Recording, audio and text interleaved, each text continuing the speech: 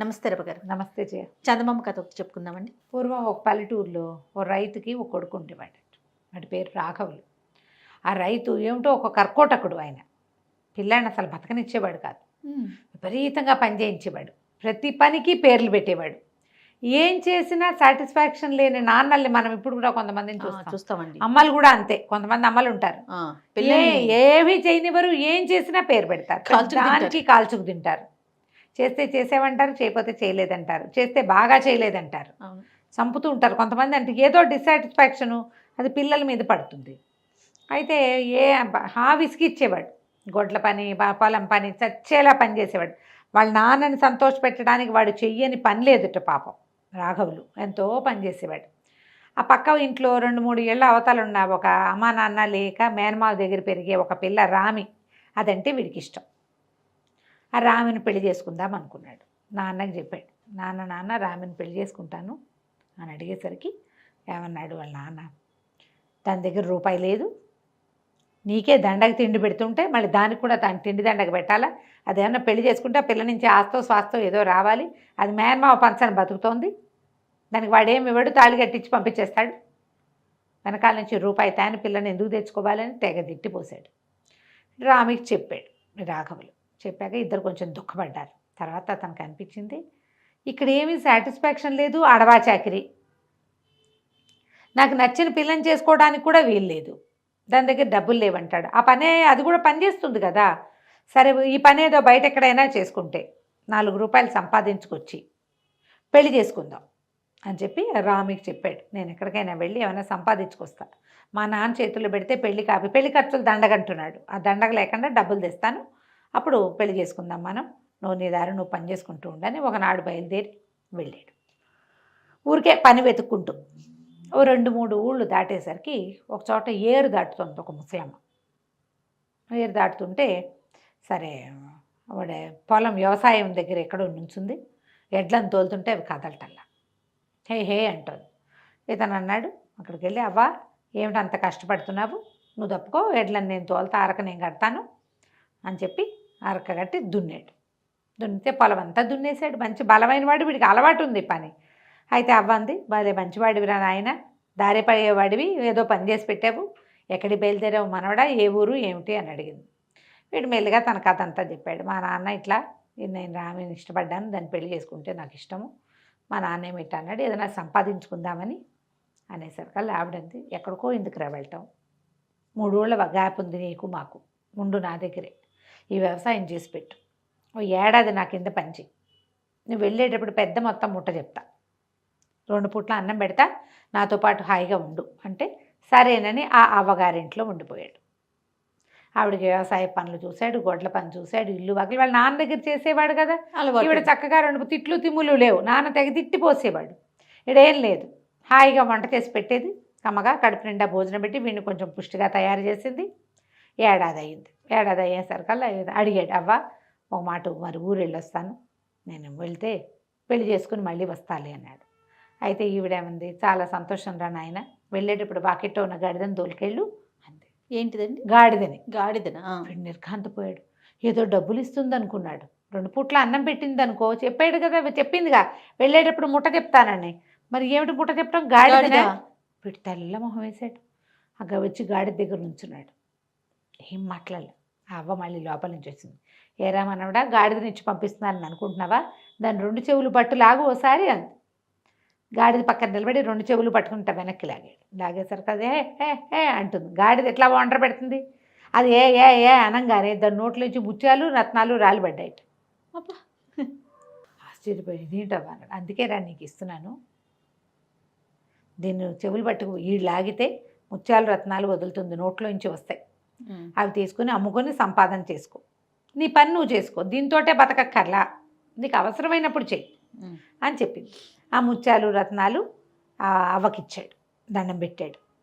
గాడిదని తీసుకెళ్తాలే, ఇది ఉందిగా నా దగ్గర, ఇవి నువ్వు ఉంచుకొని ఆ ముత్యాల రత్నాలు ఆవిడ చేతిలో పెట్టి గాడిదని తోలుకొని బయలుదేరాడు. తన ఊరు చేరే దారిలో, వీడు ఒక రోజులో వాళ్ళ ఊరు నుంచి ఇక్కడికి రాలా, 3-4 రోజులు పట్టింది కదా, మధ్యలో ఒక పేదరాశి పెద్దమ్మ గారింటి దగ్గర, పూటకోళ్ళ పెద్దమ్మ ఇంటి దగ్గర ఆగాడు. ఆగితే సరే ఈ రాత్రికి ఇక్కడ పడుకుని వెళ్తానమ్మా అన్నాడు.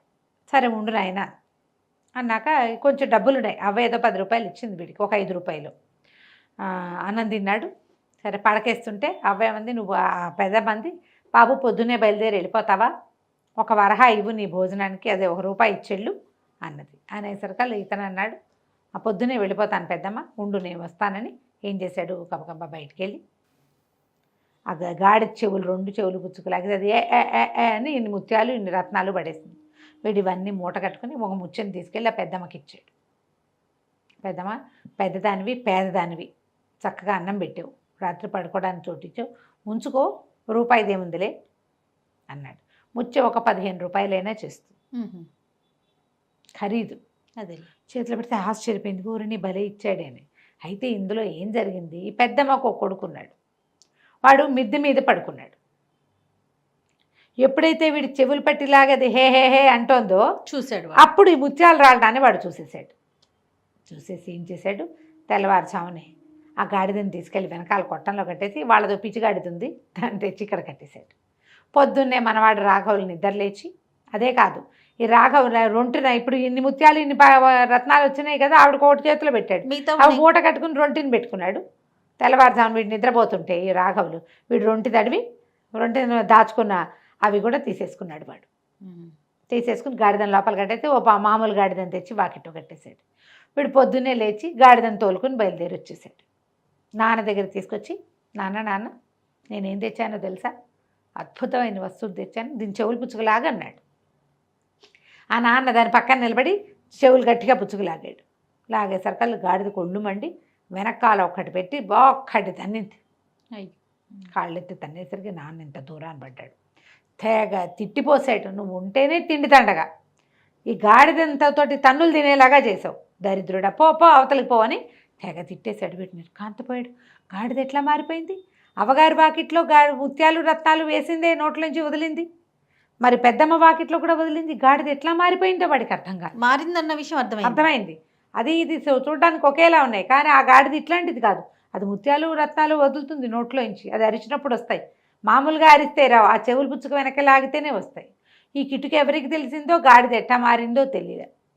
ఇంకేం చేస్తాడు, ఆ గాడిదని నాన్న దగ్గర వదిలిపెట్టి ఏదో బరువులు మోసుకోవటానికి వాడుకోమని ఆ రామికి చెప్పి మళ్ళీ బయలుదేరాడు.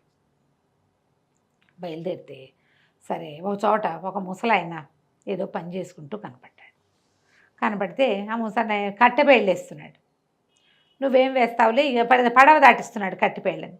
నువ్వు ఇవన్నీ కట్టలన్నీ నువ్వెక్కడ మోస్తావు, నేను మోసి పెడతాను, పడవ దాటిస్తానని ఆ పేళ్ళన్నీ కట్టెలు పడవలో పేర్చి ఆ పడవ కొంచెం తోయటానికి సహాయం చేసి ఆ పడవ దాటిచ్చి అవన్నీ మోసుకొచ్చి వాళ్ళ వాకిట్లో పెట్టాడు. ముసలాయన అన్నాడు, బోర్డు పనుందిరా నాకు, నువ్వు ఉంటావా అని అడిగాడు. ఉంటావా అని అడిగితే, ఉంటాను తాత, ఏమన్నా పని చేస్తాను, ఇదిగో నా పరిస్థితి ఇది, నాకేమో పెళ్లి చేసుకోవాలి, డబ్బులు కావాలి అంటే సరే ఉండమన్నాడు.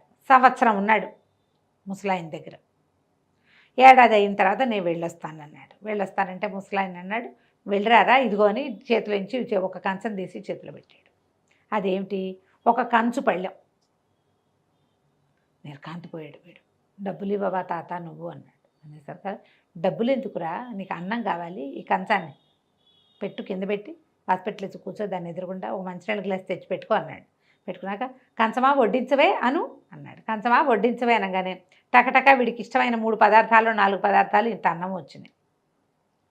చాలు అనేదాకా వడ్డిస్తుంది అది. ఓహో, వచ్చేస్తూనే ఉంటాయి.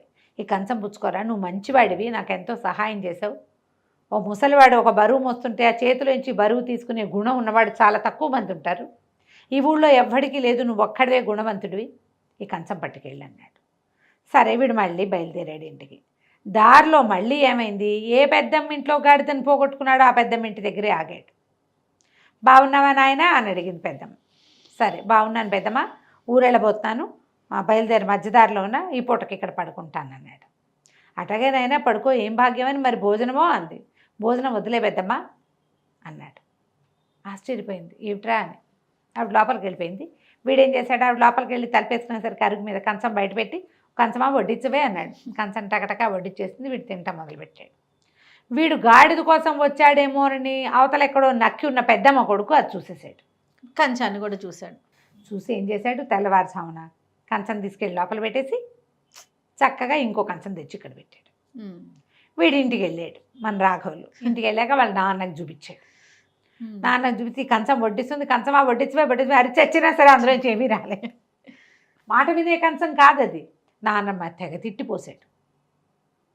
ఏడాది గడిపొచ్చినా నీకు తెలివి పెరగలేదు, బుద్ధి రాలేదు, పనికి మాలిన వస్తువులన్నీ పట్టుకొస్తావు, ఈ దిక్కుమాలిన సొట్టలు పడ్డ కంచం ఎంతమంది ఎంగిల్ చేశారో దీన్ని, ఇది తెచ్చి ఇంట్లో పెడతావా, బయట గిరాటి కొట్టాడు నాన్న. వీడేం చేస్తాడు ఇంకా, సరే మళ్ళీ బయలుదేరాడు. ఇక బయలుదేరితే ఏమైంది, ఒక చోటకి వెళ్ళాడు. వెళ్తే ఒక ఆయన చెట్టు ఏదో కొడుతున్నాడు. చెట్టు కొడుతుంటే వెళ్ళి చూస్తే ఆయన కొంచెం నడి వయసు వాడు. బాబాయ్ నువ్వు ఉండు, నేను కొట్టి పెడతాలే అని చెప్పి ఆ చెట్టు కొట్టడానికి సహాయం చేశాడు. చేసేసరికల్లా ఆయన అన్నాడు, అబ్బో భలే మంచివాడివిరా, నువ్వు చాలా బలవంతుడివి, సరే దీన్ని పడేసేయని ఆ చెట్టు పడేశారు కిందకి. పడేశాక ఆయన ఏం చేశాడు, ఉండరా వెళ్ళిపోతున్నాడు. ఇతను సహాయం చేసి వెళ్ళిపోతుంటే ఉండరా నాయన అని ఓ చెట్టు మీద నుంచి ఒక కొమ్మ అందుకుని తన చేతిలో ఉన్న కత్తితో దాన్ని అట్లా ఇట్లా చెక్కి కొంచెం వంకి కర్రలాగా చేశాడు. కొంచెం పట్టుకునేందుకు వీలుగా చేతిలో పెట్టాడు. ఏం చేసుకుంటాను ఈ కర్ర అనుకున్నాడు రాఘవులు. అది పట్టుకొని బయలుస్తాను బాబాయ్ అన్నాడు. అనేసరికల్లా ఆగరా అబ్బాయి, ఈ కర్ర ఒట్టి కర్ర కాదు, నువ్వు ఎవరిని కొట్టమంటే వాడిని కొట్టొస్తుంది, మామూలుగా నీకు నడవటానికి తోడు ఉంటుంది, చూడు కావాలంటే అన్నాడు. అనగానే ఓ కర్ర వెళ్ళి గాలిని కొట్టవే అన్నాడు. అనగానే కర్ర రయ్యమని లేచి గాల్లో ఎడాపెడా బాధేసింది. ఆశ్చర్యపెట్టి చాలు అనగానే దిగొచ్చి మళ్ళీ నుంచుంది. ఓహో ఇది బాగానే ఉందనుకున్నాడు. ఇది పుచ్చుకుని ఏమనుకున్నాడు, వీడికి తట్టింది. ఆ ముసలాయనకి చెప్పాడు, ఇట్లా 2 సార్లు 2 వస్తువులు నాకు అందినవి ఇలా పోయినాయి అని. పెద్దమ్మింట్లో మారకం జరిగి ఉండొచ్చు అని చెప్పాడు ఆయన. పెద్ద ఆయన గమనించి ఆలోచించి చెప్పాడు. అక్కడి నుంచి పెద్దమ్మ గారింటికి వెళ్ళాడు. పెద్దమ్మ బాగున్నావా అని అడిగాడు. ఎవరినైనా నువ్వు అంది పెద్దమ్మ. నన్ను గుర్తుపట్టలేదా అన్నాడు. నేను నిన్ను ఎప్పుడు చూడలేదండి పెద్దమ్మ. వాడు 3వ సారి ఎందుకు వచ్చాడంటే తన వస్తువు కోసం వచ్చాడు అనుకున్నారు వాళ్ళు. ఈ లోపల పెద్దమ్మ కొడుకు వచ్చాడు. ఎప్పుడు చూడలేదే ఇవన్నీ అన్నాడు. మేము ఎప్పుడు చూడలేదంటే అదేం పెద్దమ్మ, గాడితో వచ్చాను మొదటిసారి, కంచంతో వచ్చాను 2వ సారి, నువ్వు చూడలేదంటే అసలు మా ఇంటికి గాడిదని తెచ్చిన వాడినే మేము చూడలేదండి పెద్దమ్మ. సరేలే ఈ కొడుకు అన్నాడు, ఏంటి నువ్వు ఈ అక్కర్లేని మాట్లాడుతావు, బయటికి వెళ్ళిపో అన్నాడు. అనగానే మన రాఘవులు ఏం చేశాడు, కర్ర వీళ్ళ సంగతి చూడవే ఓసారి బాదు అన్నాడు. అనగానే కర్రరా ఏమని లేచి ముందు ఆ పెద్దమ్మ కొడుకుని చీత కొట్టేసింది. కుయ్యో మొర్రో అన్నాడు. కింద పడిపోయిన వాడు నిజం చెప్పల. ఎప్పుడైతే ఈ కర్ర నీ పెద్దమ్మ సంగతి చూడు అనగానే ఏ పెద్దమ్మ భరిస్తుంది ఆ దెబ్బల్ని. ఒక్క దెబ్బ పడంగానే బాబు నన్ను కొట్టద్దు నాయన, వదిలే నీ కంచం నీ గాడిదాన్ని మా దగ్గర ఉన్నాయి మేము ఇచ్చేసాను. బాగా క్యాష్ చేసుకున్నారు వాళ్ళు. ఆ గాడిదని కంచాన్ని అప్పచెప్పేశారు. ఆ గాడిదని కంచాన్ని పుచ్చుకొని ఈ కర్రని తోడు తీసుకుని మళ్ళా తన ఇంటికి వెళ్ళిపోయాడు. నాన్నకు చెప్పాడు, ఈ గాడిద నుంచి ఇవి వస్తాయి అని ఓ గుప్పెడు ముత్యాలు రత్నాలు ఎత్తి నాన్న చేతులు పెట్టాడు. నేను ఈ ఊళ్ళో ఉండను, కొడుగ్గా నీకు ఇవ్వాల్సింది ఇచ్చాను, నేను వేరే ఊళ్ళో ఉంటాను, నా పని నేను చేసుకుంటా, ఏదైనా పొలం కొరుక్కుంటాను, నీతో పాటు నేను ఉండనని చెప్పి రామిని తీసుకుని వేరే ఊరు వెళ్ళిపోయి చక్కగా పెళ్లి చేసుకుని. కానీ వాడు ఆ గాడిద మీద ఆధారపడి ఉండల, తన పని తను చేసుకున్నాడు. చక్కగా పొలం కొనుక్కుని వ్యవసాయం చేసుకున్నాడు. 1 2 సార్లు ఆ గాడిద చెవులు పిండి రత్నాలు ముత్యాలు తీసుకున్నాడు. హాయిగా సుఖంగా ఉన్నాడు రామ్తో కలిసి. కథ కంచికి మనమండి. బాగుంది రామ్మగారు. నమస్తే. నమస్తే రామ్మగారు. నమస్తే జయ. ఏదైనా స్టోరీ చెప్తారండి? బంగారు గొర్రె కథ చెప్తాను. బంగారు గొర్రె అనగానే ఆసక్తి, బంగారు లేడీలాగా అనిపించింది కదా నీకు? ఇది అలాంటిది కాదండి. పూర్వం చిత్రావతి నగరానికి ఒక రాజుగారు ఉండేవారట. రాజుగారికి 2 భార్యలు. పెద్ద భార్యకి ఒక కూతురు రూపవతి, ఆ పిల్ల పేరు నిజంగానే బహురూపసి. 2వ భార్యకి పిల్లలు లేరు. ఆవిడ కొంచెం క్రూరాలు కూడా మనిషి, అదొక రకం. అయితే పిల్ల పెద్దదయ్యే కొందికి అందంగా తయారైంది. పిల్ల చిన్నప్పుడే బాగుండేది. రాజుగారు ఏమనుకున్నారంటే ఒక మంచి పిల్లాన్ని చూసి పెళ్లి చేసి ఆ కుర్రాడికే రాజ్యం ఇవ్వాలని. చిన్నరానికి ఒక రకమైన మంటగా ఉండేది. దీనికేమో ఆ సవితి కూతురికేమో అంతా రాజ్యాంగం సాగుతోంది, దాని మొగుడే రాజు. ఎప్పటికీ ఇది ఇట్లాగే ఉండిపోతుంది, నేనేమో కొన్నాళ్ళు పైగా ముసలిరాండి అయిపోతా. ఇలా మంటగా ఉండేదన్నమాట. అందుకని రాజుగారికి ఏం చెప్పిందంటే ఈ పిల్లకి మంచి పేరు రాకూడదు, అలా ఉండేది. ఈర్ష్య కొంతమందికి ఉంటాయి కదా, ఓర్వలేనితనం. రాజుగారికి ఏం చెప్పిందంటే, కాదండి ఇంత అపురూపమైన అందగత్తె మన అమ్మాయి, ఎటో ఎవరికో ఒకడికి ఎటో ఇచ్చేస్తాం, ఏదో సంబంధాలు చూసి అందరూ చేసినట్టు చేస్తే మన గొప్ప ఏముంది, ఇంకా మన పిల్ల సౌందర్యం గొప్ప ఏముంది. ఇటా కాదు, పిల్లని దాచేద్దాం. పిల్లని పెళ్లి కూతుర్ని వెతికి పట్టుకోగలిగే వాడికే పిల్లనిచ్చి పెళ్లి చేస్తాం. రాజాంతపురం అంతా తిరగచ్చు వాళ్ళు, అంతఃపురంలోనే ఉంటుంది పాప, దాన్ని వెతికి పట్టుకోవాలి. ఎవరు వెతికి పట్టుకోలేరో వాడు తల కొట్టించి కోట కోట కట్టించాలి. అయ్యో, అమ్మాయికి చెడ్డ పేరు రావాలంటే ఏంటి, ఈ అమ్మాయి వల్ల వాళ్ళు చచ్చిపోయారు అనే పేరు ఎప్పటికీ మోసుకోవాలి కదా అమ్మాయి. ఇలా పెట్టింది. అయితే రాణిగారి తాలూకు ఈ శ్రద్ధకి రాజుగారు చాలా ఆశ్చర్యపోయాడు. పిల్లకి అద్భుతమైన వరుణ్ణి, సాహసిని తీసుకురావాలని కోరుకుంటోంది పెంతల్లి, బాగుంది కదా, సరేననుకున్నారు. ఈ అంతఃపురం తాలూకు ఒక తోటలో, అంతఃపురానికి పెద్ద తోట ఉంది, ఒక కొలను ఉంది. ఆ కొలంలో నీళ్ళన్నీ తీసేసి దాని కింద ఒక భూగృహాన్ని నిర్మించారు. దానికి రాజనగర్లో నుంచి లోపల నుంచి ఒక మార్గం ఉంది, అందులోంచి యథేచ్ఛగా తిరుగుతారు. ఆ మండపంలో అమ్మాయిని పెట్టేశారు, ఆ లోపల భూగృహంలో పైన ఫుల్గా నీళ్ళు నింపేశారు. ఇది ఈ అమ్మాయి బయటకు వచ్చేందుకు వివరం లోపల ఎక్కడో ఉంది. బయట వాళ్ళకి భూగృహం ఇక్కడ కనపడుతుంది, కానీ ఇది కనిపించదు, నీళ్ళల్లో ఉంటుంది. సరే, రాజకుమారులని చాటింపేశారు. మా అమ్మాయిని మేము ఒక చోట ఉంచాం, పిల్ల ఎక్కడుందో కనుక్కున్న వాడికి ఇచ్చి పెళ్లి చేస్తాం. ఎవరైతే పిల్లని కనుక్కోలేక అంతఃపురం అంతా తిరుగుతారో వాడికి బయట తిరగకూడదు, అంతఃపురంలో తిరిగిన వాడు. మానుపాను తెలిసిపోతాయి కదా, వాడు తల కొట్టేస్తా ఉన్నారు. ఇక ఎంతమందో వచ్చారు తండోపతండాలుగా. దీనికి పక్కనే మరువక రాజ్యం అని ఒక రాజ్యం. రాజుగారికి 3 అబ్బాయిలు ఉన్నారు. ఆ పెద్ద అబ్బాయికి మంచి ఛాలెంజెస్ అంటే ఇష్టం.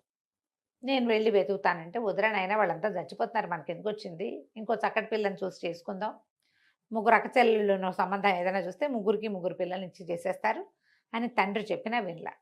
పక్క రాజ్యం అయ్యుండి మనం వెళ్ళపోతే మనల్ని బలహీనలు అనుకోరు ప్రపంచం అంతా, 3 ఉండి వెళ్ళపోతేట అని పెద్ద అబ్బాయి వెళ్ళాడు. జనాలతో పాటు వీడి తల కూడా కోట గోడెక్కింది. 2వ అబ్బాయి వెళ్ళాడు, అదే దారి పెట్టాడు. 3వ అబ్బాయి వెళ్తానన్నాడు. అనేసరికి ఆయన చాలా బాధపడ్డాడు. పెద్ద పిల్లలు 2 చావులతోటి వాళ్ళు పందెం పెట్టారు, వాళ్ళని అనడానికి వీల్లేదు, ఇష్టం లేకపోతే మానేయాలి, చావుకు రెడీ అయితే వెళ్ళాలి. ఆ కాలంలో నడిచేది అట్లా. ఇది వద్దురా నాయన, ఒక్క పిల్లాడివి మిగిలేవు, నీకు పిల్ల పాప పుడతారు, రేపు పొద్దున ఈ మీ రాజ్యం చూసుకుంటారంటే వాళ్ళేమో 2 అటు అన్యాయం అయిపోయారు, నువ్వు అట్టా చేయటానికి వీల్లేదని ఎంత బతిమలాడినా 3వ అబ్బాయి వెళ్ళా. నాన్న, వాళ్ళు తెలివి తక్కువగా అక్కడికి వెళ్ళిపోయారు, నేను అట్టా వెళ్ళను అని చెప్పి ఇంటి దగ్గర నుంచి బోల్డ్ అన్ని బంగారు కాసులు తీసుకుని గుర్రం ఎక్కి వెళ్ళాడు. వెళ్ళి ఈ చిత్రపురిలో ఒక మంచి కంసాలిని పట్టుకున్నాడు. రాజుగారికి నగలు చేసి ఇచ్చే కంసాలి. ఏం చేశాడంటే, ఆ మొత్తం బంగారం అంతా వాడు ఎదురుగుండా పోసాడు. ఒక పెద్ద సైజు గొర్రె బొమ్మ చేయి, బంగారంతో, కాళ్ళు గీళ్ళు సన్నగా ఉంటాయి. ఆ గొర్రె బొమ్మ అది ఎంత ఉండాలంటే ఒక మనిషి అందులో కూర్చునేంత కావాలి. బంగారం బోల్డ్ డబ్బులు తెచ్చాడు. ఇవి తను ఏం చేశాడు, కంసాలి బంగారం అంతా కరగదీసి ఒక బ్రహ్మాండమైన సైజులో ఉన్నటువంటి గొర్రె బొమ్మని చేశాడు. ఆ బంగారపు బొచ్చులాగా ఉండేటట్టుగా పైన ఉన్నదంతా ఇట్లా గీరి ఇట్లా డిజైన్ చుట్లు వచ్చేలాగా చేశాడు. ఎంత మెరిసిపోతూ భలే వెరైటీగా ఉంది అది. దానికి పొట్ట దగ్గర ఒక చిన్న ఖాళీ ఉండి అందులో కూర్చోవచ్చు ఒక మనిషి. దాన్ని మళ్ళీ మూసేసేయచ్చు. సరే, వాళ్ళ లోపల నుంచి తెరుచుకునేలాగా మీట కూడా పెట్టించాడు రాకుమారుడు. ఇప్పుడు ఏం చెప్పాడంటే, నీకు కావాల్సిన బహుమానం మా ఊరి నుంచి వస్తుంది, రాకుమారికి బహుమతిగా తెచ్చానని చెప్పు దీన్ని అని చెప్తే సరే ఒప్పుకున్నాడు. సరే, బంగారంతో చేశారు కానీ ఇది బంగారం అని చెప్పలే, పంచలోహాలతో చేశామని చెప్పించాడు. ఇంత బంగారం ఎక్కడిది నీకని అడుగుతాడుగా రాజుగారు. ఎవరో చిన్న బొమ్మ చేసుకున్నారు, యువరాణి సరదా పడుతుందని పెద్ద బొమ్మ చేసుకొచ్చానని చెప్పాడు. వెంటనే అది యువరాణికి అప్పచెప్పబడింది. అమ్మాయి కోసం కదా తెచ్చాడు, అది ఒక చోట పెట్టి ఆ బొమ్మను చూసి మురిసిపోయింది అమ్మాయి. ఆ కొమ్ములు, ఆ జుట్టు సవరిస్తూ ఎంత బాగుందో, ఎంతో బాగుంది, నాకు తోడు ఉంటుంది అని చెప్పి ఆ కొమ్ములకి అవి ఇవి తగిలించుకోవచ్చు, అట్లా చేస్తారు కదా కొన్ని బొమ్మల్ని. సరదా పడింది, ఓ దండేసింది దాని మేడలో. ఆ బొమ్మ లోపల నుంచి యువరాణి సౌందర్యాన్ని చక్కగా చూశాడు మనవాడు, 3వ కుమారుడు రాకుమారుడు. చూశాక ఏం చేశాడు, ఓ పూట ఉన్నాడు, ఎన్ని పూటలు ఉంటాడు లోపల. యువరాణి కోసం భోజనం అవి వచ్చేవి. భోజనం వస్తే ఇక ఆ వచ్చిన భోజనాన్ని వీడు చల్లగా బయటకు వచ్చి తినేసేవాడు.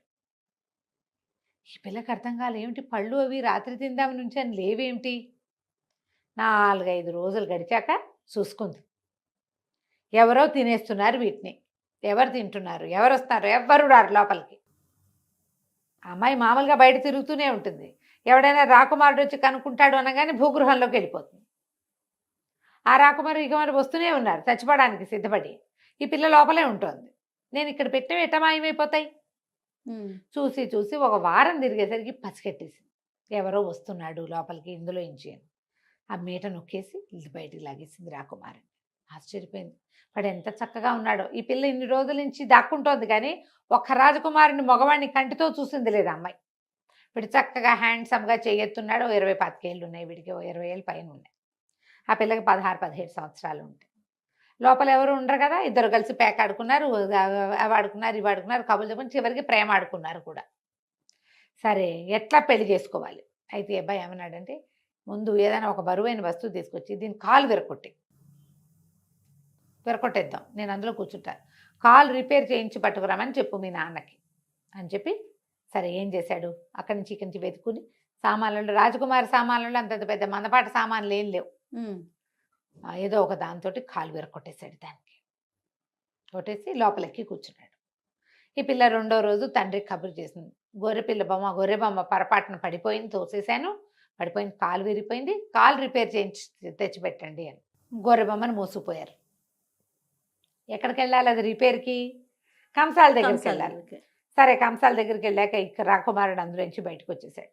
బొమ్మ రిపేర్ చేసి పంపేసేయి అని చెప్పి తను బయటకు వచ్చేసి తన బస, తన గుర్రం అవి కట్టేసి ఉన్నాయి కదా, అక్కడికి వెళ్ళిపోయి చక్కగా ఫ్రెష్గా తయారై రాకుమారుడు అలంకారంలో రాజుగారి దగ్గరికి వెళ్ళాడు. నేను మరొక రాజకుమారుడినండి, మరొక రాజ్యం రాకుమారుడిని, 3వ వాడిని, మీ అమ్మాయిని వెతకడానికి వచ్చానంటే రాజుగారు పరిపరి విధాలు చెప్పాడు. బాబు వద్దునైనా, చిత్రపురి రాజు అనమాట, రూపవతి వాళ్ళ నాన్న. మేన్నయ్యలు 2 మరణించారు, ఇక నువ్వు ఒక్కడివే మీ నాన్నకున్నది, నువ్వు పట్టుకోలేకపోయావంటే నీ మరణం తథ్యం. మేమేమో మరి చెప్పిన దాని ప్రకారం ప్రతిజ్ఞ ప్రకారం చేస్తాము, ఇప్పటికి 99 మంది చచ్చిపోయారు, వద్దంటే ఏం పర్వాలేదంటే నేను వెతుకుతానన్నాడు. అక్కడి నుంచి అంతఃపురం అంతా తిరిగి చివరికి కొలం దగ్గరకు వచ్చాడు. కొలం దగ్గరికి రాగానే ఆ కొలం దగ్గర నుంచి ఇందులో నీళ్ళన్నీ తీయించండి ముందు అన్నాడు. హడిలిపోయింది చిన్నరాణికి, అర్థమైపోయింది వీడు పసికెట్టేశాడని. నీళ్ళన్నీ తోడిచ్చారు, వాడు ఒప్పుకోల నీళ్ళు తోడేదాకా. అక్కడి నుంచి నీళ్ళన్నీ తోడేశాక మండపంలాగా ఉంది, మండపం లోపలికి చిన్న మెట్లు కనపడుతుంది కిందకి. అబ్బాయి ఆ మెట్లు పుచ్చుకొని బయలుదేరేసరికి యువరాణి చిన్నరాణి వీడి వెనకాల వచ్చేసింది. అది కాదు ఇది కాదు అందుకని వాడు పన్నివిటల్లా ఇంకా. సరే లోపలికి వెళ్ళాక, బాబు ఉండు, ఒక్క నిమిషంలో నేను వస్తానని తలుపు తీసుకొని లోపలికి వెళ్ళి ఏం చేసింది, దాసీలందరినీ లోపల నుంచి పిలిచేసింది అంతఃపురంలో నుంచి. అటు నుంచి ఇంకో తలుపు ఉంది కదా, అంతఃపురం లోపల ఒక తలుపు ఉంది చిన్నది, అందులోకి మనుషులు వచ్చిపోవచ్చు. అక్కడి నుంచి అందరినీ కాకేస్తే ఒక 30-40 మంది దాసీలు వచ్చేసాక సరే రాకుమారి దగ్గరికి వెళ్ళి చెప్పింది, అబ్బాయి మరి 30 మంది అమ్మాయిలు ఉన్నారు, రాజకుమార్తెను నువ్వు గుర్తుపట్టగలిగితేనే నీతో పెళ్ళి, లేకపోతే లేదు. నువ్వు అమ్మాయి ఎక్కడుందో కనుక్కోవటమే కాదు, అమ్మాయి ఎవరో కూడా కనుక్కోవాలి. సరే ఏం చేశాడు, సరేనండి అలాగే అని ఒకసారి నా బస దాకా వెళ్ళొస్తాను అని చెప్పి బసకి వెళ్ళి ఏం చేశాడు, ఎంత బంగారు నాణ్యాలు తునకలుగా ఉన్న బంగారపు ముక్కలు జేబులో వేసుకొని వచ్చాడు. సరే అమ్మాయిల్ని ప్రదర్శన చేయండి గుర్తుపడతానన్నాడు. అనగానే ఆవిడ ఏం చేస్తా మొత్తం 30 మందిని నుంచోబెట్టింది. ఈ అబ్బాయి ఏం చేశాడంటే జేబులో నుంచి బంగారాన్ని ఎత్తి విసిరేశాడు.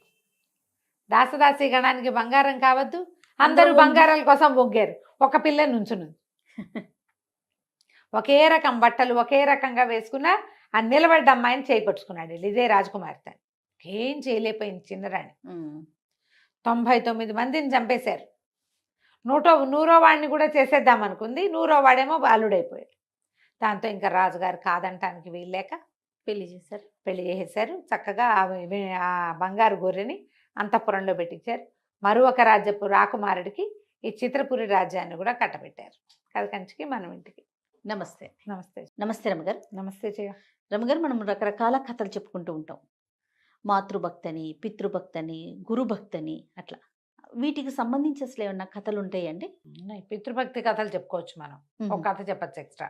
ఓకే. మనకు మామూలుగా తెలుసు రాముల వారి పితృభక్తి పరాయణుడు. అసలు తండ్రి మాట అడవికి వెళ్ళిపోయాడు. భీష్ముడు పితృభక్తి పరాయణుడు. ఆహా! మరి ఆయన పెళ్లి మానేసుకున్నాడు కదా తండ్రి కోసము. అవునా రమ్మగారు? ఈ కథ నాకు తెలియదు రమ్మగారు. అదేంటి భీష్ముడి కథ తెలీదని? అంటే డీటెయిల్డ్ గా తెలీదు. ఈసారి చెప్దాం. ఒక లైన్ వరకు అంతవరకే తెలుసు కానీ ఒక కథ రూపంలో చెప్పండి సార్. చెప్తాం, భీష్ముడి సంగతి చెప్పాల్సిందే. అవును.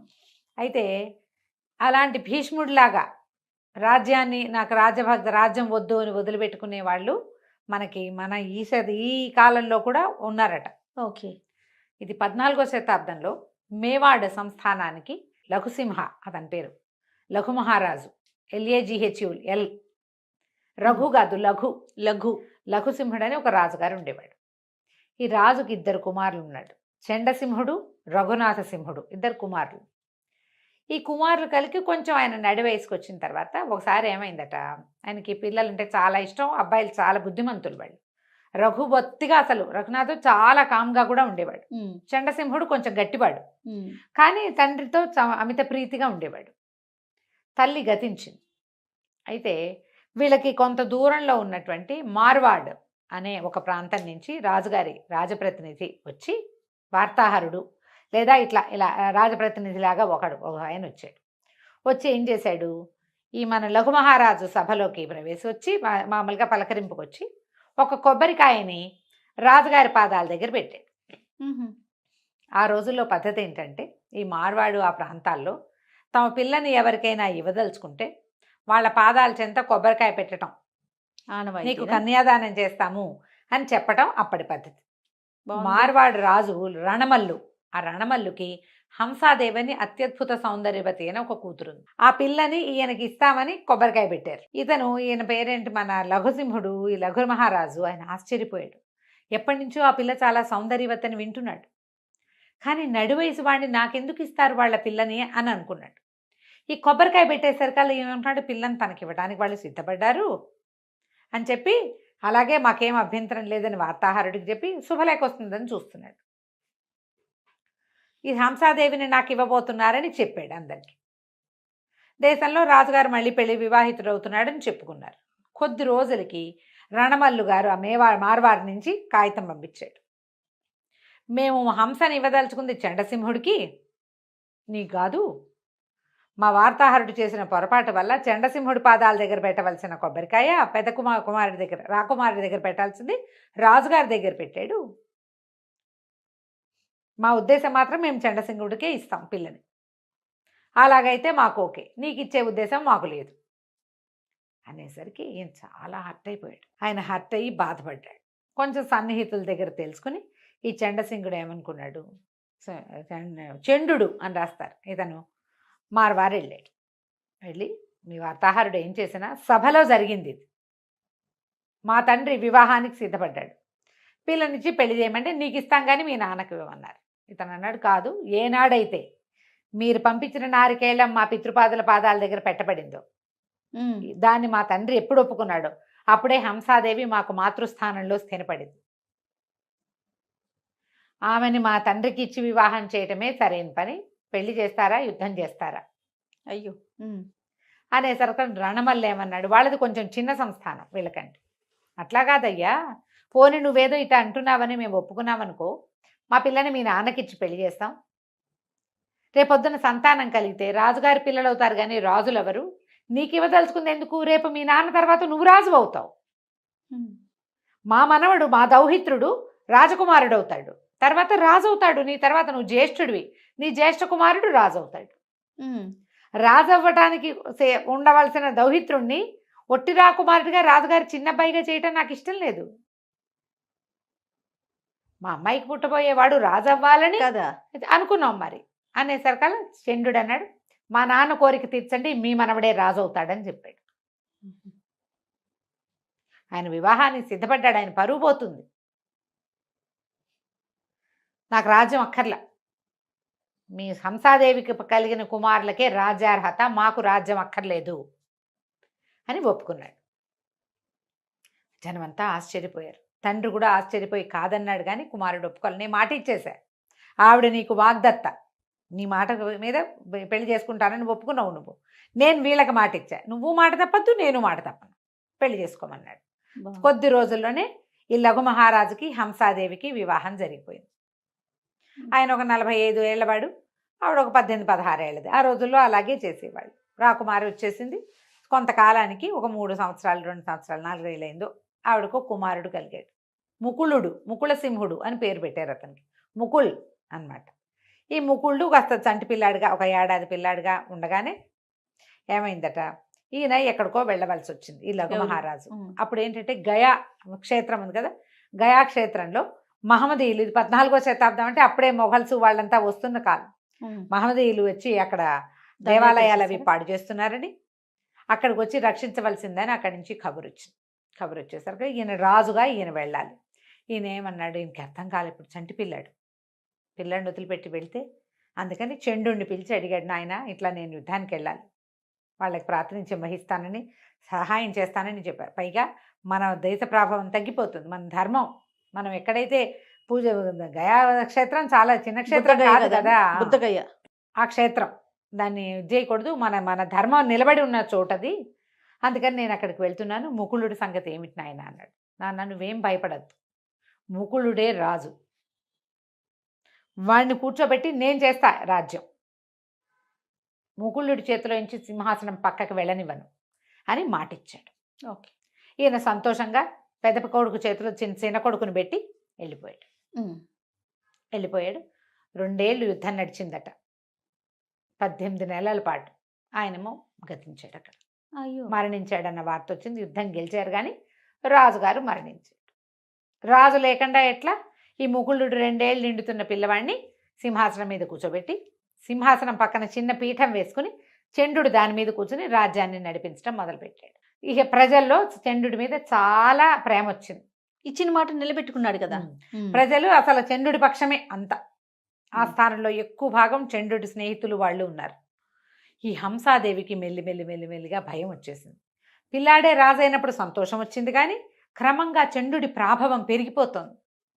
రేపు నాటికి పిల్లాడిని ఏమైనా చేస్తే, అయితే ఇలాగ మెల్లిమెల్లిగా పెరిగేసరికి చండుకి తెలిసిపోయింది ఇలా ఆవిడ అనుకుంటోంది అని. అయితే ఏం చెప్పాడంటే, అమ్మా నువ్వేం భయపడద్దు, మా నాన్నకి మాట ఇచ్చాను, నువ్వు ఇక్కడే ఉంటే వీళ్ళందరూ నీ వైపే చూస్తారు కానీ నా కొడుకు వైపు చూడరయ్యా, నాకు అది భయం అంత. సరే నేను ఇక్కడి నుంచి వెళ్ళిపోతాను, వేరే ప్రాంతానికి వెళ్ళి స్థిరపడతాను, నా సొంత ప్రపంచం ఏదో నేను నిర్మించుకుంటాను, పిల్లాన్ని జాగ్రత్తగా చూసుకోమని చెప్పి తమ్ముడైన రఘునాథుడు, అతని మెతకవాడు, ఆ రఘునాథుడిని మాత్రం ఇక్కడ ఉంచి తన స్నేహితులు, తన పరివారంతో ఎవరైతే తనని ఫాలో చేయదలుచుకుంటారో వీళ్ళతో కలిసి వేరే ప్రాంతానికి వెళ్ళిపోయాడు.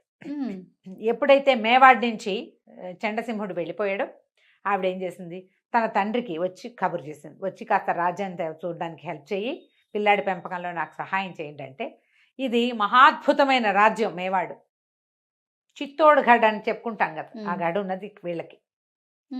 చాలా ఆస్తిపాస్తులు ఉన్నది, ఎంత సంపద ఉందో అక్కడ, ఎంత పంటలున్నాయో, సిరి సంపదలతో తులతూగుతున్న రాజ్యం ఇది. సో పుట్టింటికి కబురు చేసుకుంది. మరి తండ్రి తమ్ముడు కావాలి కదా సహాయానికి. ఆవిడ అన్నదమ్ములు వీళ్ళంతా కలిసి ఊసర క్షేత్రం, అది తొండల గుడ్లు పెట్టే క్షేత్రం, ఊళ్ళు అవి.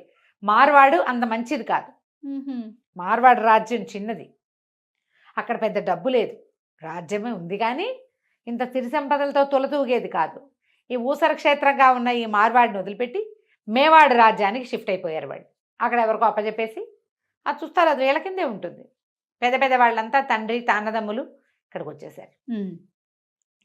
క్రమంగా రాజ్యంలో వీళ్ళ గట్టి చేసుకున్నారు. ఈ ఎట్టి పరిస్థితుల్లో అతన్ని రానివ్వకూడదు, చండుని ఇక్కడికి రానివ్వకూడదు, అంతఃపురం మీద వీళ్ళదే పెత్తనం. పుట్టింటి పెత్తనం చాలామంది చేస్తారు చూడు, ఇప్పుడు కూడా అట్లా. రోజులు గడుస్తుంటే ఏమైంది, ఒకనాడు సభ తీర్చి ఉన్నారు. ఆవిడ చాలా గట్టిగా ఉన్నారు, తెలుస్తోంది ప్రజలకి ఆవిడ పుట్టింటి వాళ్ళ ప్రభావం హెచ్చుగా ఉంది అని. ఆవిడ అన్నదమ్ములు కూడా కొంచెం తీవ్రంగానే ప్రవర్తించేవాళ్ళు. సభలో ఒకనాడు పిల్లవాడిని రాజసింహాసనం మీద కూర్చోబెడతారు కదా, ఎవరైతే రాజ్యం చేస్తున్నారో వాళ్ళు కింద ఒక పీట వేసుకుని కూర్చుంటారు. కింద పీఠం మీద కూర్చున్నాడు తాత. ఈ సింహాసనం మీద కూర్చున్న పిల్లాడు 4 ఏళ్ళు వాడే కదా, ఎక్కువ వయసు ఏమిది, 5 ఏళ్ల పిల్లాడు. వాడు ఏదో బంతి తెచ్చుకుని ఆడుకుంటూ బాల్ పడిపోయిందని దిగి కింద ఆడుకుంటున్నాడు. ఎప్పుడైతే రాకుమారుడు రాజే కదా సింహాసనం మీద నుంచి దిగాడో సభలో ఉన్న వాళ్ళంతా లేచి నిలబడారు, అది ఆస్థాన మర్యాద. కానీ తాత అయిన రణవల్లు మాత్రం తన పీట మీద నుంచి లేవల. ఆయన తాంబూలం నవ్వులుతూ కుర్చీలో కూర్చున్నాడు. సభలో ఉన్న వాళ్ళంతా అసహించుకున్నారు. ఇప్పుడు రాజు పిల్లాడా పెద్దవాడా కాదు, రాజు రాజే. రాజు సింహాసనం, దానికి మర్యాద ఇవ్వాలి. ఆ స్థానంలో అట్లాంటి మర్యాదలు తప్పడానికి అసలు రజపుత్రులు అస్సలు ఒప్పుకోరు. రాజ్పూట్స్కి చాలా మర్యాదలు ఎక్కువ, వాళ్ళు ఆ. ఒప్పుకోరు. ఆ.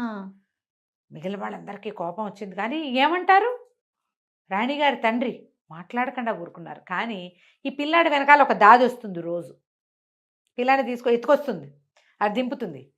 వాడికి ఏమైనా ఆకలిస్తుంది, అవి ఇవి మంచినీళ్ళు కావాలి, ఏమైనా కావాలంటే ఇస్తుంది. సభ అంతా అయిపోయాక పిల్లాడిని ఎత్తుకు తీసుకుపోతుంది.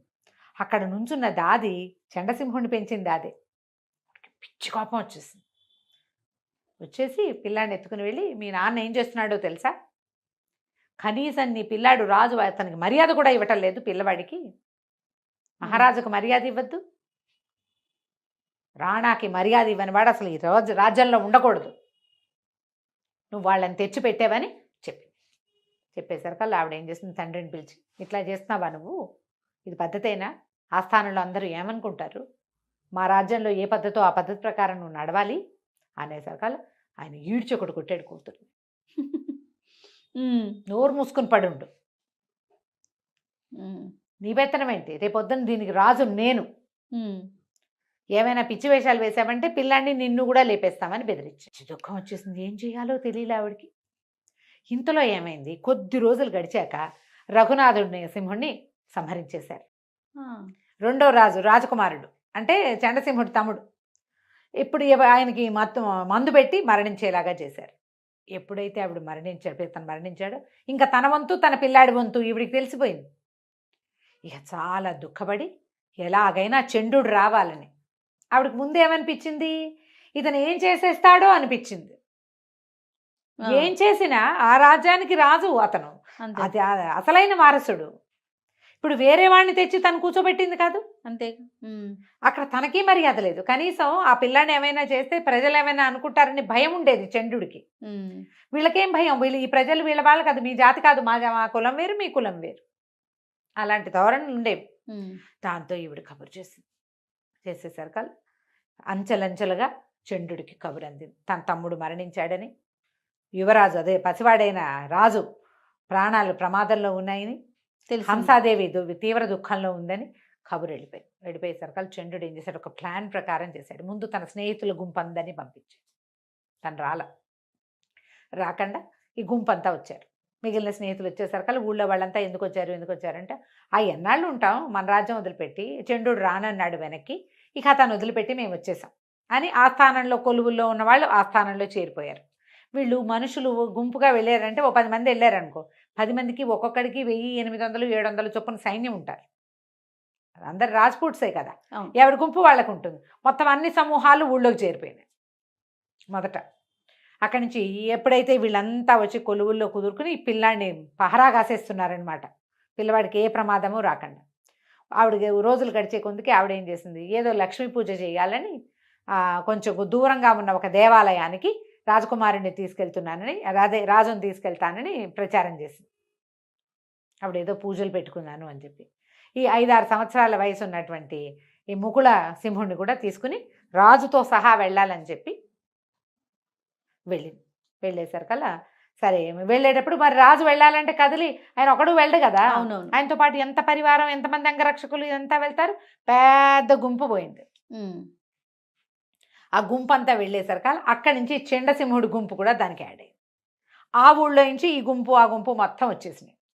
ఈ ప్రజలు ఇక్కడ ఉన్న రాజుగారి మావగారు ఏమనుకున్నారంటే, రాజకుమారుడి సైన్యం వెళ్ళింది, రాజకుమారుడి సైన్యమే వచ్చింది అనుకున్నారు. కానీ అందులో చండుడు చేరాడని తెలుసుకోలేదు. లోపలికి రావటం ఏమిటి, అంతకుముందు కొంతమంది సైన్యం ఎక్కడున్నారు కదా, మార్వాడి నుంచి వచ్చిన వాళ్ళందరినీ తొలగించేశారు 3 రోజుల్లో, తమ సైన్యమే. అక్కడి నుంచి వెంటనే యుద్ధభేరి మోగించి మార్వాడి సైన్యం మొత్తాన్ని తొలగించేశారు. రణమల్లుని కూడా సంహరించారు. ఎప్పుడైతే రణమల్లుని సంహరించారో, అంటే రాజుగారి తాతని మాతామహుడిని సంహరించారో, జోడా అని ఒక కుమారుడు ఉన్నాడు, జోడా సింహుడు అతని పేరు రణమల్లుకి. అతను కాస్త పారిపోయాడు. సింహుడు కాదు, జోడామల్లు, రణమల్లు కుమారుడు జోడామల్లు కొంతమంది స్నేహితులతో కలిసి మార్వాడి పారిపోయాడు. ఇందులో అంతర్గత యుద్ధాలు అనుకో, ఒక చిన్న సమూహం సరిపోతుంది. ఇప్పుడు మార్వాడి మీదకి వెళ్ళాలంటే పెద్ద సమూహం కావాలి కావాలి. కదా. కానీ చంద్రుడు తన స్నేహితులతో కలిసి మార్వాడి మీద దండెత్తాడు. మ్హూ. దండెత్తి అక్కడికి వెళ్ళిపోయిన జోడామల్లుని సంహరించి అతని స్నేహితులందరినీ చేసి మార్వాడిని కూడా మేవాడిలో కలిపేశాడు. మ్. మాతామహుల రాజ్యానికి తండ్రి రాజ్యానికి కూడా ముకులుడే రాజుగా ఉన్నాడు. ఇతను లేడు. చంద్రుడు రాజు అవల.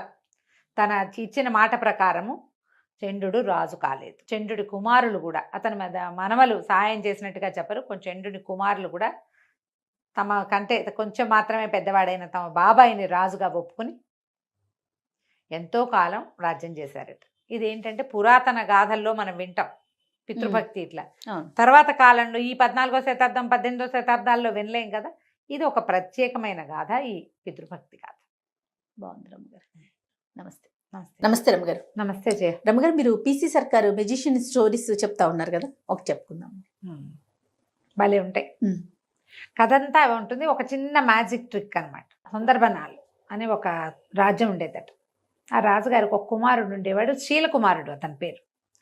రాజుగారు మంచి కంట్రోల్లో ఉంచేవాడు అబ్బాయిని. అయితే వివాహానికి ముందు తీర్థయాత్రలు అవి అంటే ఊళ్ళు తిరగటము ఒక పద్ధతిగా ఉండేది అక్కడ. పిల్లలు చదువు అయిపోయాక రాకుమారిని బయటికి పంపించేవారు. ఈ శీలకుమారుడు కూడా అట్లాగే తను చుట్టూ అన్ని రాజ్యాలు చూసి ప్రపంచాన్ని తెలుసుకోవటం. తర్వాత వివాహం చేసేవాళ్ళు. ఆ తర్వాత ఏం చేసేవాళ్ళు, రాజ్యాధికారం. ముందు యువరాజు పట్టాభిషేకం చేసి రాజ్యాధికారం మెల్లిగా రావాలంటే ఈ లోపల అంతఃపురాల్లో ఉండటము, తర్వాత గురువు దగ్గర ఉండటము, ప్రపంచాన్ని చూసేది అవకాశం లేదు కదా. అవును కదా. అందుకని ఒక పర్యటన అలా తిరుగుతూ ఉండటం. అందుకని చెప్పి శీలకుమారిని పంపించాడు. ఇతను ఈ సుందరబనాల నుంచి బయటికి వెళ్ళి తమకి కొంత దూరంలో ఉన్న ఒక కోసల రాజ్యానికి వెళ్ళాడు. రాజ్యం భలే అందమైందట. కోసల దేశానికి ఒక పెద్ద నగరం, అదేదో చెప్తారు దాని పేరు, జైపూర్ లాంటిది ఏదో, జైపురం. ఆ నగరమే దాని రాజధాని. జైపురం చాలా బాగుంటుందని అందరూ చెప్పగా విని ఈ శీలకుమారుడు ఆ జైపురానికి వెళ్ళాడు. వెళ్తే సరే చాలా బాగుంది. ఆ వెళ్తూ ఉంటే ఒక పెద్ద తోటలు కనపడ్డాయి అతనికి. బయట నుంచి చూస్తేనే చాలా ఆకర్షణీయంగా ఉంది. అందులోకి వెళ్ళబోయాడు. లోపలికి వెళ్ళబోతే తోటమాలి వాళ్ళు అడ్డుకున్నారు. వాకిట్లో ఉన్న వాళ్ళు, సెక్యూరిటీ వాళ్ళు ఉంటారు కదా, ఇది అందరూ వెళ్ళేది కాదండి, మీరు ఎక్కడో బయట ఊళ్ళ నుంచి వచ్చినట్టు, ఈ ఊరు వాళ్ళు ఎవరు ఇందులోకి వెళ్ళరు, ఇది రాజకుమార్తె శాలిని యొక్క సొంత ఉద్యానవనం, ఆమె తిరుగుతుంది, ఇది ఇప్పుడు మీకు ఇక్కడ కనపడుతుంది కానీ కోటకి అంతఃపురానికి అనుసంధానంగా ఉన్నది ఇది. అంతఃపురం నుంచి రాణి యువరాణి బయటికి రోడ్ల మీదకి రాకుండా ఆ ఒక మార్గం గుండా ఇందులోకి వచ్చేస్తుంది. ఓకే. ఇప్పుడు అంతఃపురానికి అనుసంధానంగా ఉన్నట్టు అనమాట ఇది. ఇందులోకి బయట వాళ్ళు వెళ్ళకూడదు, మగవాళ్ళు స్ట్రిక్ట్లీ నో అండి, కుదరదని పంపారు. కానీ ఇతనికి ఆ లోపల నుంచి వస్తున్న పువ్వుల గాలి, పళ్ళ వాసనలు, ఆ బయట ఉన్న క్యానోపీ లాగా కనపడుతుంది అనమాట, అదంతా ఇట్లా దీనిలాగా కనిపిస్తుంది. చాలా ఆకర్షణీయంగా ఉంది, చల్లగా ఉంది. అక్కడ నుంచుంటే వెళ్ళాలనిపించింది. ఏం చేశాడు, సరే రెండో పక్క అక్కడి నుంచి వదిలి సరేనని వచ్చేసాడు. కాదు కూడదు అంటే వాళ్ళకే తెలిసిపోతుంది వీడు వేరే మార్గం ట్రెస్ పాసింగ్ చేస్తాడని, అవునులే, సరిహద్దులు దాటేస్తాడని అనుమానం వస్తుంది. అక్కడ సరేనని వచ్చేసాడు. ఇంకో రోడ్డు వైపుకి వెళ్ళాడు. వెళ్ళేసరికల్లా అక్కడ కూడా ఇదే తోట కనపడుతుంది అతనికి. అది ఇక్కడి నుంచి అక్కడ దాకా ఉంది. ఓహో. సరే ఎవరు లేరని చూసి ఇతను ఏం చేశాడు, గుర్రాన్ని కొంచెం అవతలగా కట్టేసి మాటుగా కాస్త చాటుగా కట్టేసి చల్లగా ఆ గోడ దూకి లోపలికి వెళ్ళాడు. వెళ్తే ఎంత బాగుందో, మన ఊళ్ళలో లేవు ఇలాంటివి అనిపించింది. వాళ్ళ ఊళ్ళో ఏంటి, రాజకుమార్తెలు లేరు, వాళ్ళకి అబ్బాయిలు ఉన్నారు, అబ్బాయే ఉన్నది. అబ్బాయి కోసం అతను వేటకు అడవికి వెళ్తాడు. అతనికి తోట అవి ఎందుకు, మామూలుగా తోటలు పెంచారు. ఈ ప్రత్యేకంగా రాజకుమార్తె కోసం అక్కడక్కడ లతానీ కుంజాలు, చక్కగా పొదరిళ్ళు, దేనికి దానికి బెడ్స్గా వేసిన గులాబీలు, మల్లెలు, ఇలా రకరకాల చెట్లు, ఇన్ని పువ్వులు ఉండేసరికల్లా ఎన్నో తుమ్మెదలు, తర్వాత సీతాకోక చిలకలు, పిచుకలు ఎన్ని ఉన్నాయో. సంతోషం పట్టలేపోయాడు అతను. అంత గ్రీనరీ, ఆ కలర్ఫుల్గా ఉన్న దాన్ని చూసేసరికల్లా ఒక ఆత్మానందానికి లోనయ్యి అంతా తిరిగి దొరికిన పళ్ళేవో 4 కోసుకుని తిని తర్వాత ఏం చేశాడు, పక్కన ఒక చిన్న పొదరిల్లు లాగా ఉంటే దాని మీద ఒక బెంచ్ ఉంది. దాని పక్కన ఆ బెంచ్ మీద కూర్చుంటే హాయిగా ఉంది. కూర్చుని అతని దగ్గర పిల్లని గ్రోబ్ ఉంది, అతనికి ఫ్లూట్ వాయించే అలవాటు. ఓకే. ఈ బోర్డును దోపుకున్నాడు నడువు కట్టుకునే దట్టీలో. ఆ దట్టీలో నుంచి ఫ్లూట్ తీసి వాయించడం మొదలుపెట్టాడు. కాసేపు అయ్యేసరికల్లా ఏమైంది, ఫ్లూట్ వాయిస్తూ హాయిగా సంతోషంగా ఉన్నాడు. చల్లగా మధురమైన వాసనలు వచ్చే ఆ గాలి పీలుస్తూ అట్లా మైమరిచిపోయి ఉన్నాడు. ఎక్కడి నుంచి వచ్చిందో ఒక నాగుపాము అతన్ని కాటేసింది. అయ్యో! కెవ్వమన్నాడు, గిలగిలా తన్నుకున్నాడు, పడిపోయాడు కింద. మొహం నీలంగా అయిపోయింది. ఎప్పుడైతే ఇతను ఫ్లూట్ మొదలు పెట్టాడో దీనికి ఈ తోటకి అంతఃపురం నుంచి యువతలకు వచ్చాక ఇక్కడ కూడా ఒక చిన్న సౌధం లాంటిది ఉంది. రాకుమార్తె ఒక 2 చెలికత్తెలతోటి అక్కడ వచ్చి ఉంది. ఫ్లూట్ వినిపించేసరికల్లా ఆ అమ్మాయి ఎవరా అని, ఎవరు వచ్చారు తోటలోకి, ఫ్లూట్ ఎట్లా వినపడుతుంది, ఎవరు ఏమిటని ఒక దీని దగ్గర గవాక్షం దగ్గర ఒక కిటికీ దగ్గరకు వచ్చి నిలబడి చూస్తోంది. దగ్గరలోనే ఉంది దానికి. ఆ అబ్బాయి గమనించుకోవాలి.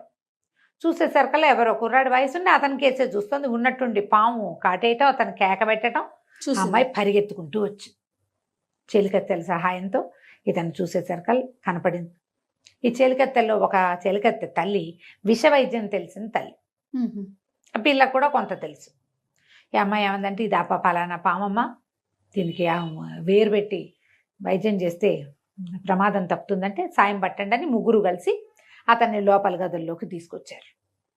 తీసుకొచ్చి రాకుమార్తె అతను ఇక్కడ ఇందులో ట్రెస్ పాసింగ్ చేసి లోపలికి వచ్చాడంటే అతనికి శిక్ష పడుతుంది. అంతేగా. అతనేమి తనని చూడడానికి రాలా, ఈ తోట సౌందర్యం కోసం వచ్చాడు. ఆ సంగీతం బాగుంది, రాకుమారుడు చక్కగా ఉన్నాడు. ఎవ్వరికీ చెప్పకుండా 5-6 రోజుల పాటు అతన్ని అక్కడే దాచిపెట్టి వైద్యం చేయించి అతను కోలుకునేదాకా కాపాడింది. ఓకే. కాపాడి పంపించేద్దాం అనుకుంది.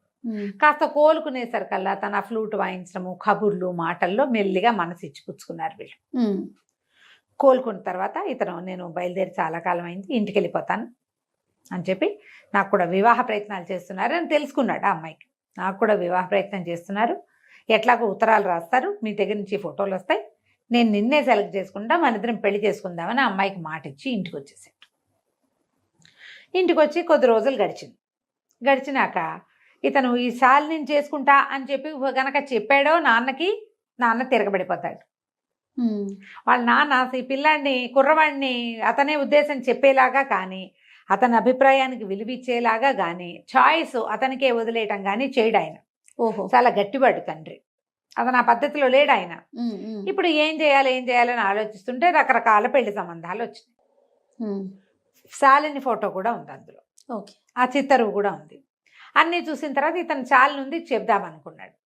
తండ్రి, మంత్రి గారు, రాజగురువు ముగ్గురు కలిసి స్క్రూటినీ చేసి వాటిని ఏం చేస్తారు, అన్నీ చూసి ఈ అమ్మాయి తండ్రి ఎంతమంది ఫైనలైజ్ చేస్తారు కదా, ఇవన్నీ చూసేసి చివరికి 3 సంబంధాలు తేల్చారు. ఆ 3 శాలిని లేదు.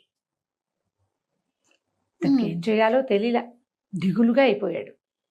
వెళ్ళొచ్చిన దగ్గర నుంచి అతని ధోరణి మారిందని, ఇప్పుడు ఈ పెళ్లి సంబంధాలు చూడటం మొదలుపెట్టాక ఇంకా మొహం వేళ్లాడేసి ఉంటున్నాడని కనిపెట్టాడు మంత్రి గారి కుమారుడైన దేవదత్తుడు.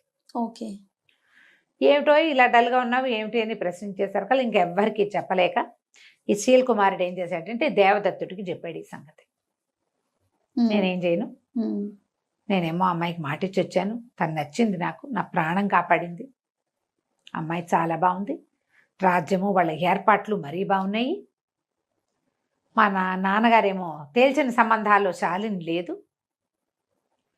అక్కడికి రాజగురువు మంత్రి గారు అబ్బాయిని అడగండి అంటే ఏం పర్వాలేదు, నేనే సెలెక్ట్ చేస్తే మా అబ్బాయి అది చేసుకుంటాడని మొదలుపెట్టాడు ఆయన. అబ్బాయి నేను చేసుకోనని అనలేడు, అందరి ముందు పరుగు పోతుంది తండ్రిది.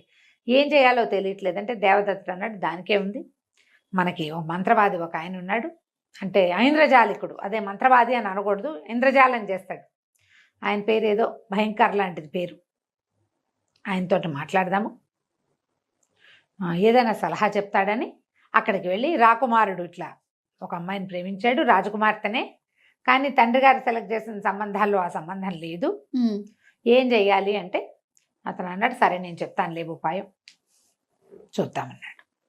చూద్దామన్న తర్వాత సరే మంత్రి గారు వీళ్ళంతా సంబంధాలు తీస్తున్నారుగా, ఈ 3 సంబంధాలు ఈ అబ్బాయికి చూపించారు. ఆ అబ్బాయి నేను తేల్చుకోలేకపోతున్నానని చెప్పాడు. తేల్చుకోలేకపోతున్నాను అనేసరికల్లా సరే ఈ 3 తేల్చుకోకపోతే అవన్నీ చూడని మొత్తం పటాలన్నీ పెట్టారు. మాట్లాడకపోతే అప్పుడు ఇంద్రజాలికుడు కూడా వచ్చాడు, వాళ్ళు 4 మాట్లాడుకునే చోటు. అట్లా కాదు, ఇప్పుడు రాజకుమారుడికి కంటికి నచ్చటం కాదు, మనసుకి నచ్చాలి. అంతేగా. హృదయ ఫలకం మీద ఎవరి పేరుందో ఆ పిల్లని చేస్తే అతను సంతోషంగా ఉంటాడు, మన రాజ్యానికి అద్భుతమైన వారసులు కలుగుతారు, సంతోషం వల్ల రాజ్యం బాగుంటుంది అనేసరికల్లా మంత్రి గారు పక్కపక్కనే హృదయ ఫలకాన్ని ఎవరు చూస్తారండి అన్నాడు. ఎందుకు హృదయ ఫలకాన్ని చూసేందుకు అవకాశం ఉందండి, మన దగ్గర బ్రహ్మాండమైన విద్య ఒకటి ఉంది, మీరు ఓ పని చేయండి, ఈ వచ్చిన రాజకుమార్తెల పేర్లన్నీ లిస్ట్ అవుట్ చేసి ఒక కాగితం మీద రాయండి, రాజకుమారుడు మనసుకి ఏ సంబంధం నచ్చిందో ఆ అమ్మాయి పేరుని ఆయన హృదయ ఫలకం మీద వచ్చేలాగా నేను చేస్తా. బాగుందిగా అని చెప్పాడు మన ఈయన ఐంద్రజాలికుడు. కొంచెం బాగా ఆలోచించారు. ఈయన చెప్తున్నాడు కదా, ఆయన కొంచెం గట్టిగా పేరెన్నిక కన్నవాడు, ఏదైనా తమాషా మ్యాజిక్లు బాగా చేయగలిగేవాడు, ఒక్కోసారి పెద్ద పెద్ద విషయాల్లో కూడా ఆయన సలహా పాటించారు వీళ్ళు. అందుకని ఈ లోపల మంత్రి కుమారుడు దేవదత్తుడు అన్నాడు, ఇది చేసి తీరాలి ఇట్లాగే, అప్పుడే కదా ఇతనికి ఎవరు నచ్చారో మనకు తెలుస్తుంది అని అతను బలపరిచేశారు. కల్లా కుమారుడి మాట విన్న మంత్రి గారు కూడా మరి పిల్లలు కోరుకుంటారు, అది రాజకుమారుడి మాట కూడా ఇదే అయి ఉంటుంది అని ఆలోచించి సరే ఒప్పుకున్నాడు. ఒప్పుకున్నాక ఇతను ఐంద్రజాలికుడు అన్నాడు, ఈ ట్రిక్ ఇది నేను ఈ మంత్రం అందరి ముందు చేస్తా, మనం సభలో చేసి చూద్దాం కావాలంటే, రాజుగారు తిరిగిపోకుండా అనమాట. ఓకే, ఆ సంబంధం మనం వద్దనుకున్నామని ఆయన అంటాడేమోనని సభలో చేద్దామన్నారు. సరే, రేపొద్దున ఆ పరీక్ష హృదయ ఫలకాన్ని సందర్శనం, మర్నాడు పొద్దున రాజకుమారుడు వచ్చి కూర్చున్నాడు. ఓకే, సభలో లిస్ట్ అవుట్ చేశారు, ఒక 15 సంబంధాలు రాశారు, పేర్లు అందరు యువరాణుల పేర్లు రాశారు. రాశాక ఏం చేశాడు ఈయన, బోల్డ్ అని మంత్రాలు చదివి రాజకుమారుడి చుట్టూతా ఇట్లా చేసి దృష్టి తీసినట్టు దాన్ని అంటించేశాడు. ఓకే, ఆ కాగితాన్ని అంటించేశాడు. కాగితం అంటించి దాన్ని ఒక పళ్ళెంలో వేసాడు. వేస్తే కాగితం అంటుకుపోయి మొత్తం కాలి బూడిదొచ్చింది. అంతేగా మసి కాలిపోతుంది. కాగితం అంటుకుంటే ఎలా వస్తుంది, నల్లటి వస్తుంది కదా. సరే, ఇతను ఏం చేశాడు, రాజకుమారా మీ చొక్కా విప్పండి అని చెప్పి అతను షర్ట్ విప్పించారు.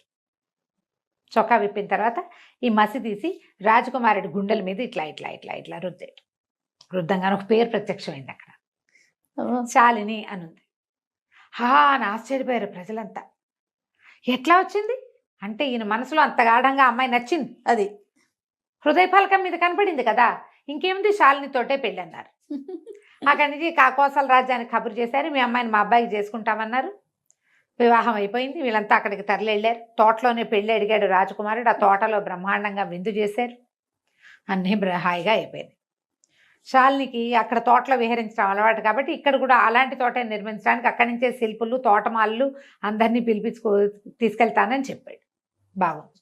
ఇంటికి వచ్చారు, సుందరవనానికి తిరిగి వచ్చేసారు. వచ్చిన తర్వాత ఆ రోజు రాత్రి పునఃసమాగమం అని గదిలోకి పంపించారు. ఈయన ఏం చేశాడంటే ఒక చక్కటి సబ్బు గిఫ్ట్ చేశాడు రాకుమార్తెకి. రాజకుమారుడు శీలకుమారుడు శాలినికి ఇచ్చాడు. ఇచ్చేసరికి శాలిని ఏమిటి ఇంతకంటే గొప్ప బహుమతి దొరకలేదంటే, ఎందుకు ఈ బహుమతి దీనివల్లే నువ్వు నాకు దక్కేవు, లేకపోతే నువ్వు దక్కేదానివి కాదు, నేను మా నాన్నగారి మాట కాదనలేక చేసుకునేవాడిని అని చెప్పాడు. ఏం చేశారట, సబ్బు నానబెట్టి సబ్బుతోటి అతని గుండెల మీద శాలిని అని రాశారు. ఆల్రెడీ అది ఆరిపోయింది. అది ఆరిపోయి ఉండిపోయింది ఒంటి మీద. కడిగితే కదా పోయేది సబ్బు. ఈ మసి పూసేసరికల్లా అంటుకున్న సబ్బు మీద మసి అంటుకుని శాలిని అని కనపడింది. హృదయ ఫలకం దాని మీద రాసినట్టు కనిపించింది. ట్రిక్ చూడు, మ్యాజిక్ ట్రిక్, సూపర్. మనం ఏదైనా ఒక అక్షరాలు ప్రత్యక్షం లాగా చేయాలంటే ఇప్పుడు మన వాళ్ళు ఏం చేస్తున్నారు, రాసేసుకుంటారు పేరు దాని మీద, ఈ మన సెలోఫెన్ టేప్ తీసి ఇస్తే సరిపోతుంది.